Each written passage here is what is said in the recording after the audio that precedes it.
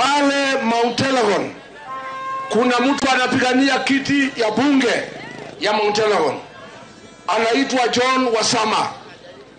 Alipiga ripoti kwa polisi mara 5, akasema maisha yake iko kwa hatari, na akasema yule amemtishia kumuua. Polisi hawakuchukua hatua yoyote, ameuawa. Mpaka wa sasa yule aliandika ripoti alimtisha atamuua, hajakamatwa.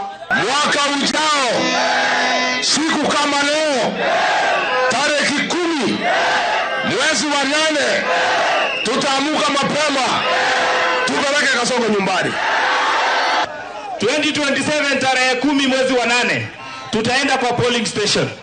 Tutapigia Alfred Kelionare akuwe mbunge, tutapigia Rigiji akuwe rais, na hatutaenda nyumbani.